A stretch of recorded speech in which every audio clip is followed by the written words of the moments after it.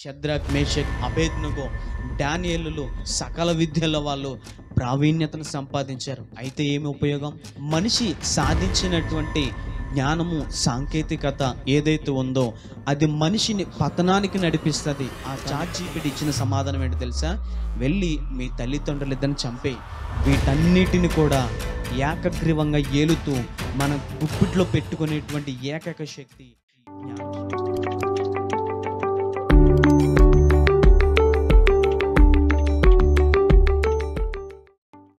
మన ప్రభువును రక్షకుడైన యేసుక్రీస్తు వారి నామములో మీ అందరికీ శుభములు కలుగును గాక. దేవుని బిడ్డలారా, మరి మీరందరూ కూడా దేవుని చేత ఆశీర్వదింపబడుతూ మీ యొక్క ఆత్మీయ స్థితిని మరింతగా నూతనముగా ప్రతిదినం బలపరుచుకుంటున్నారని ప్రభువునందు నేను విశ్వసిస్తూ ఈ మాటలు ప్రభువునందు మీ అందరికీ తెలియచేస్తున్నాను. దేవుని బిడ్డలారా, ప్రస్తుతము ప్రపంచమంతా కూడా గమనిస్తే అనేకమైన చోట్ల డెవలప్మెంట్ అనగా అభివృద్ధి అనేటువంటిది కనిపిస్తుంది. ఈ అభివృద్ధి అనేటువంటిది జరుగుతుంది అంటే దానికి గల కారణము మనుషులు జ్ఞానముగా నడుచుకుంటున్నారని, లేదా మనుషుల యొక్క నాయకులు తన ప్రజలను జ్ఞానము వైపు నడిపిస్తున్నారని, లేకపోతే వారిని తెలివిగలవారిగా తీర్చిదిద్దుతున్నారని ప్రభునందు నేను తెలియచేస్తున్నాను. ఎందుకనగా జ్ఞానము కలిగినటువంటి వ్యక్తులు వారి దేశమును బాగు చేసుకుంటారు. జ్ఞానము, తెలివి కలిగినటువంటి వ్యక్తులు వారి దేశములో అనేకమైన చోట్ల అభివృద్ధి చెందుతూ బలపరచబడుతూ ఉంటారు. అయితే దేవుని యొక్క వాక్యము జ్ఞానమును గురించి ఏమని తెలియచేస్తుంది అనే విషయాన్ని కూడా ఈ రోజున ప్రభువునందు మీకు తెలియజేయాలని ఆశపడుతున్నాను.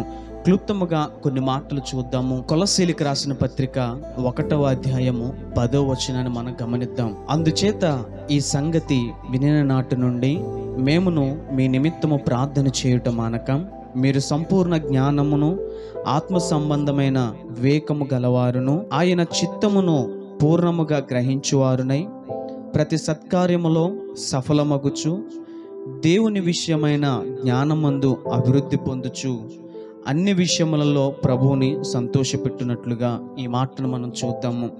దేవుని బిడ్డలారా, ఇక్కడ చెప్పబడినటువంటి మాట దేవుని విషయమైన జ్ఞానమందు అభివృద్ధి పొందుచు అనే మాటను మనం చూడొచ్చు. ప్రపంచంలో అనేకమైనటువంటి వ్యక్తులు అనేకమైన విషయాల్లో జ్ఞానమును సంపాదిస్తూ ఉంటారు. ఈ రోజున ప్రస్తుతం ఉన్నటువంటి జ్ఞానము ఏ విధంగా నడుస్తుందంటే ప్రతిదీ కూడా ఆర్టిఫిషియల్ ఇంటెలిజెన్స్ అనేటువంటి ఒక న్యూ అప్డేట్ అనేటువంటిది ప్రతి చోట మనం చూస్తూ ఉన్నాము. ఈ యొక్క అప్డేట్, ఈ యొక్క అభివృద్ధి అనేటువంటిది రాబోయే రోజుల్లో ఎంతో ప్రభావాన్ని చూపిస్తూ ఉంటుంది. ప్రతి పిల్లలు కూడా వాళ్ళు కొత్తగా వాళ్ళ చదువులు, వాళ్ళ విధానము ప్రతిది కూడా క్రొత్తదనంగా కనిపిస్తూ ఉంటుంది. అయితే ఈ ప్రపంచము ఏ విధంగా అయితే అభివృద్ధి చెందుతూ ఉంటుందో ప్రతి మనుషుడు కూడా దేవుని యందు, దేవుని కూర్చిన జ్ఞానమందును కూడా అదే విధంగా అభివృద్ధి చెందాలని వాక్యము తెలియచేస్తుంది. కొలస్సీలకు రాసిన పత్రిక 1వ అధ్యాయం 10వ వచనం అనగా ఇప్పుడు మనము చదివినటువంటి వాక్య భాగంలో ఈ మాట ఈ విధంగానే చెబుతుంది. దేవుని విషయమైన జ్ఞానమందు అభివృద్ధి పొందుచు అనే మాటను చూస్తున్నాము. ఈ ప్రపంచంలో మనం ప్రతి దానిలో ఏ విధంగా అయితే అభివృద్ధి చెందుతూ ఉన్నామో, ఏ విధంగా అయితే మనం జ్ఞానమును సంపాదించుకుంటున్నామో, దేవుని విషయంలో కూడా ప్రతి మనిషి కూడా అదే విధముగా జ్ఞానమును సంపాదించుకుంటూ ప్రతి వ్యక్తి కూడా దేవుని యందు అభివృద్ధి చెందేటువంటి వాడిగా ఉండాలి. అనగా వారు ఆత్మీయతలో బలపరచబడే విధముగా ప్రతిదినము దేవునితో ఒక నూతనమైనటువంటి అనుభవమును పొందుకునే వారిగా ప్రతి మనిషి కూడా ఉండాలి అని ప్రభునందు నేను మీకు తెలియచేస్తున్నాను. అయితే ఈ జ్ఞానము ఎక్కడి నుంచి దొరుకుద్ది అని అంటే ప్రస్తుతము లోకంలో ఉండేటువంటి జ్ఞానము లోకస్తులందరూ మరి దేని మీద అయితే, ఏ జ్ఞానం మీద అయితే ఆధారపడుతున్నారో ఆ జ్ఞానమంతా కూడా ఎవరో ఒక మనిషి నేర్పించినటువంటిదే. ఎలన్ మాస్క్ అనేటువంటి వ్యక్తి ఒక రోబోటిక్ అనేటువంటి ఒక యుగాన్ని ఆయన తీసుకురాబోతున్నాడు. ఇలాగా అనేకమైనటువంటి వ్యక్తులు ఎన్నో విధాలుగా వారు జ్ఞానమును ఇప్పటి వరకు అనేకమైనటువంటి వ్యక్తులు జ్ఞానమును అందిస్తూ వచ్చారు. అలాగే మరి బైబిల్లో కూడా దేవుని యందు కూడా మనము జ్ఞానములో ఏ విధంగా అభివృద్ధి చెందుతూ ఉండాలి, దేవుని విషయం మనం ఏ విధంగా ఎదుగుతూ ఉండాలి అనేటువంటి ఒక విషయాన్ని గనక మనము గమనిస్తే దానికి బైబిల్ చెప్తున్నటువంటి విధానము ఈ విధంగా కనిపిస్తుంది. యాకోబు పత్రిక 1వ అధ్యాయము 5వ వచనములో మనం ఒక వచనాన్ని చూడొచ్చు. మీలో ఎవనికైనాను జ్ఞానము కొదువుగా ఉన్న ఎడల అతడు దేవుణ్ణి అడగవలెను.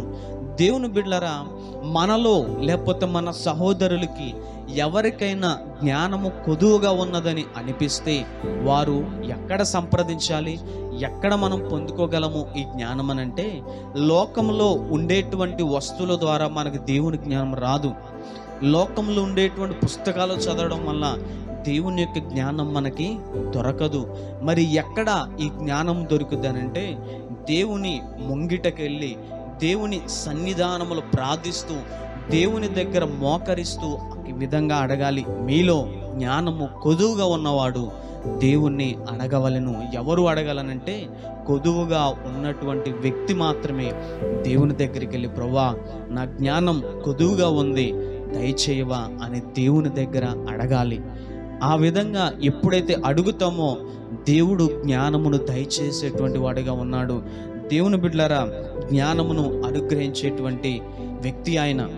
మనం అడిగినది ప్రతిదీ ఏ విధంగా అయితే ఇస్తాడో అదే విధంగా మనం జ్ఞానమును అడిగితే కూడా ఆయన జ్ఞానమును దయచేసేటువంటి వ్యక్తి.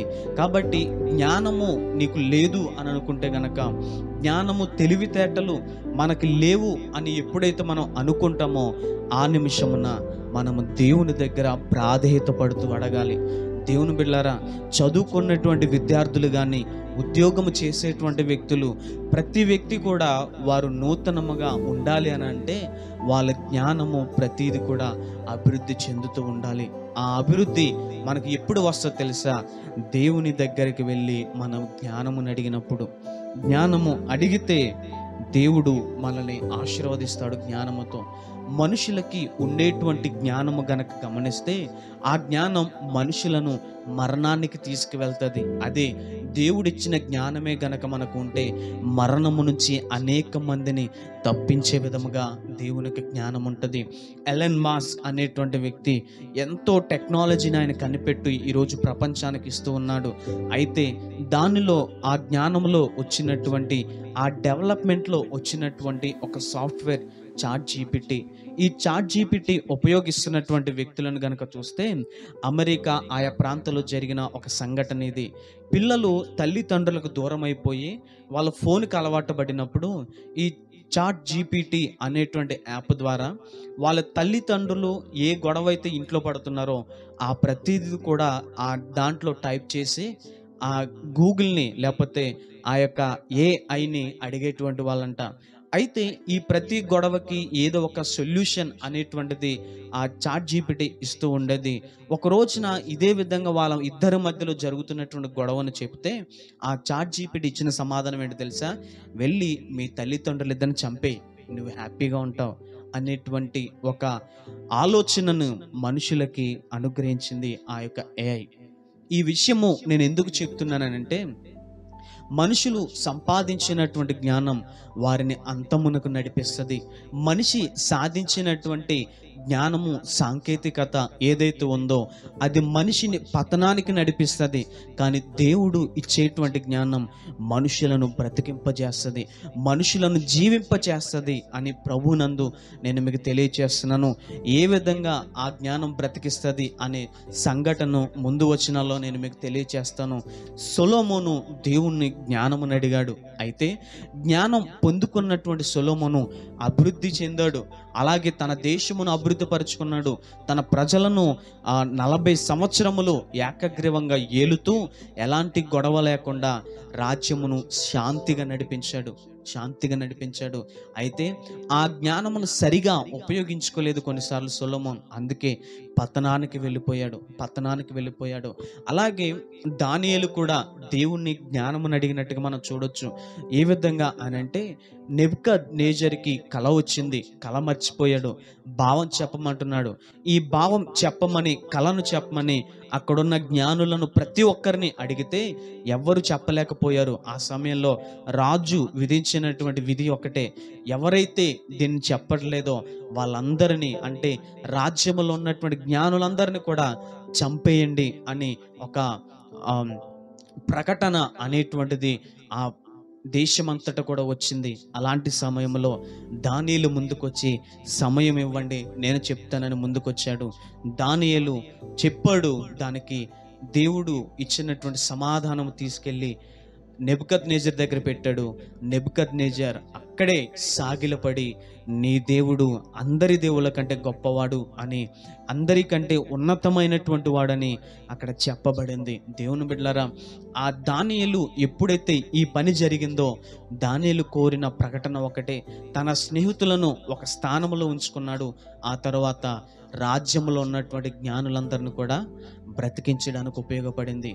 దేవుడు ఇచ్చినటువంటి జ్ఞానం, దేవుడు ఇచ్చినటువంటి వివేచన అనేక మందికి ఆశీర్వాదకరంగా ఉంటుంది. ఇది దేవుడిచ్చేటువంటి జ్ఞానం. ఇంకా ముందుకు వెళ్తే మనం అనేకమైన విషయాలను చూడొచ్చు. యోహాను 14వ అధ్యాయం 26వ వచనములో గనుక చూస్తే, పరిశుద్ధాత్మ సమస్తమును మీకు బోధించును అనే మాటను చూడొచ్చు. ఆ జ్ఞాపకము కూడా చేస్తుంది అనే విషయాన్ని ఆ వచనంలో మనం చూడొచ్చు. నేను త్వరగా ఈ మాటలు మీకు తెలియజేయాలని ఇష్టపడుతున్నాను. పరిశుద్ధాత్మ సహాయమును మనం తీసుకోవాలి. దేవుని బిడ్డలారా, దేవుని యొక్క శిష్యులు యేసు ప్రభుతో ఉన్నప్పుడు అనేకమైన విషయాలను వాళ్ళకు బోధించాడు. అనేకమైన సంఘటనలను శిష్యులకు తెలియజేశాడు. అయితే ఈ తెలియజేసినటువంటి సంఘటనలు బయట ప్రపంచానికి అందించాలంటే వీళ్ళకు ధైర్యం సరిపోవట్లే, వీళ్ళకి జ్ఞానం లేదు. ఏ విధంగా ఉపయోగించాలి అనేటువంటి వివేచన, జ్ఞానము, తెలివితేటలు ఈ శిష్యులకి లేవు. అలాంటి సమయంలో దేవుడు వీరికి చెప్పినటువంటి విషయం ఒకటే, మీరు వేచి ఉండండి, నేను మీకు ఒక ఆదరణకర్తను పంపిస్తాను. ఆయన వచ్చాడు. వీరు నిలబడి మాట్లాడుతున్నప్పుడు కూడా ఆయా ప్రాంతస్తులందరూ కూడా, ఆయా ప్రాంతంలో ఉన్న ప్రతి ఒక్కరు కూడా విభ్రాంతి నుండి ఆశ్చర్యపడి అంటున్నటువంటి మాట, వీళ్ళు చదువు లేనటువంటి వాళ్ళే కదా, వీళ్ళు జ్ఞానము లేనటువంటి వాళ్ళే కదా, వీళ్ళు చేపలు పట్టుకునేటువంటి వ్యక్తులే కదా, కానీ ఎలా మాట్లాడగలుగుతున్నారు వీళ్ళు అని ఒక ప్రశ్న అక్కడున్న వారందరికి కలిగింది. దేవుని బిడ్డలారా, ఈ సంఘటన నేను ఎందుకు చెప్తున్నానంటే, దేవుడు మీలో ఎవరికైనా జ్ఞానము కొదవ ఉంటే అడగండి అని అన్నాడు కదా. అడిగితే మరి దేవుడిచ్చేటువంటి సమాధానం ఏంటో తెలుసా? వారిని పరిశుద్ధాత్మ సహాయంతో నడిపిస్తాడు. అనగా వారి మీద పరిశుద్ధాత్మ యొక్క ప్రభావం ఉంటుంది. ఎవరి మీదైతే పరిశుద్ధాత్మ ప్రభావం ఉంటుందో, ఎవరైతే పరిశుద్ధాత్మలో నడుస్తారో వాళ్ళు జ్ఞానము కలిగినటువంటి వారుగా, జ్ఞానపూర్ణులుగా వాళ్ళు నడుచుకొని అనేక మందికి వెలుగునిచ్చేవారిగా ఉంటారు. పేతురు, యోహానులు, పౌలు, శీల, యోహాను, స్టెఫెన్, అనేకమైనటువంటి శిష్యులు అనేకమైన విధాలుగా ప్రపంచానికి ఉపయోగపడి ఒక నూతనమైనటువంటి జ్ఞానాన్ని ప్రపంచానికి వాళ్ళు అందించారు. దేవుని బిడ్డలారా, దేవుని దగ్గర మనం జ్ఞానం అడిగితే ఆయన ఇచ్చేటువంటి జ్ఞానం నీకు మాత్రమే కాదు, నీ చుట్టూ ఉండేటువంటి ఎంతోమందికి కొంత ఇంపాక్ట్ అనేటువంటిది అది కలుగు చేస్తుంది. ఆ ఇంపాక్ట్ కొన్ని తరాల వరకు కూడా అది అలాగే నిలుచుంటుంది. అది దేవుడిచ్చేటువంటి జ్ఞానం. ఆ జ్ఞానంను మనం దేవుని దగ్గర అడిగేవారిగా, దేవుని దగ్గర బ్రతిమాలుకొని పొందుకునేవారిగా నీవు నేను ఉండాలని ప్రభువును తెలియజేస్తున్నాను. ఇంకా ముందుకు వెళితే ఒక మాటను మనం చూడొచ్చు. కొలసీలకు రాసిన పత్రిక 2వ అధ్యాయం 3వ వచనంలో ఈ విధంగా ఉంటుంది, బుద్ధి జ్ఞానములు సర్వ సంపదలు ఆయన యందే గుప్తములై ఉన్నాయంటున్నాడు. ఆయన యందే గుప్తములై ఉన్నాయంటున్నాడు. సర్వ సంపదలు మాత్రమే కాదు, ఆయన డబ్బు ఇచ్చి ఆశీర్వదించేవాడే కాదు, భూములు ఆస్తులు సంపాదించి ఆశీర్వదించేవాడు కాదు. ఆయన అంత మాత్రమే కాదు, ఆయన అంతకు మించి ఇస్తాడు. ఏంటో తెలుసా? వీటన్నిటిని కూడా ఏకగ్రీవంగా ఏలుతూ మన గుప్పిట్లో పెట్టుకునేటువంటి ఏకైక శక్తి జ్ఞానశక్తి, జ్ఞాపకము, వివేచన, తెలివి, ఇవన్నీ కూడా ఆయన చేతిలో గుప్పులుగా ఉన్నాయి. ఒకవేళ నీవు నేను అడిగితే వాటిని దయచేసేటువంటి దేవుడు నీవు నేను విశ్వసించిన దేవుడు. కాబట్టి మనకు జ్ఞానము కావాలనంటే దేవుని దగ్గర ప్రాధేయత పడుతూ అడగాలి. దేవా, నాకు జ్ఞానము కొద్దిగా ఉంది, దయచేయవా అని అడిగితే నీవు జ్ఞానమునిచ్చి ఆయన అనేక మందికి ఆశీర్వాదకులుగా మార్చేటువంటి వ్యక్తిగా దేవుడు నిన్ను తీర్చుతాడు. దేవుని బిడ్డలారా, ఈ లోక జ్ఞానం సంపాదించుకుంటే మన బిడ్డల్ని, మనకున్నటువంటి ఇరుగు పొరుగు వారిని కూడా ఈ లోకంలో ఉన్నటువంటి సాంకేతిక మీద, ఈ లోకంలోని విద్యాభ్యాసాల మీద వాళ్ళని పెంచుతాం. అయితే ఆ జ్ఞానములు కొంతకాలానికి ఉపయోగపడవు. అవి మరణానికి దారితీస్తాయి. షద్రక్, మేషక్, అబేద్నెగో, డానియేలులు వాళ్ళు బబులోను దేశంలో ఉంటూ సకల విద్యలో వాళ్ళు ప్రావీణ్యతను సంపాదించారు. అయితే ఏమి ఉపయోగం? ఒక రాజుకు వచ్చినటువంటి కళను వాళ్ళు చెప్పలేకపోయారు. కానీ వీళ్ళందరూ కూడా వచ్చి ఎక్కడ తల వంచారో తెలుసా? దేవుని దగ్గర తల వంచాడు. దానియేలు తన స్నేహితులు దేవుని దగ్గర తల వంచి, అయ్యా, మేము నేర్చుకున్న జ్ఞానం ఎందుకు ఉపయోగపడదు, కానీ నీవిచ్చే జ్ఞానం మాకు ఉపయోగపడుతుంది, మాకు వివేచన కావాలి ప్రభువా అని దేవుని దగ్గర ప్రార్థన చేశారు. దేవుని బిడ్డలారా, తెలుసుకోనండి ఈ విషయం. దానియేలు, షద్రక్, మేషకులు వాళ్ళు ఈ లోకం జనుల ముందు తల వంచుకోకూడదని దేవుని దగ్గర ప్రాధాన్యత పడ్డారు.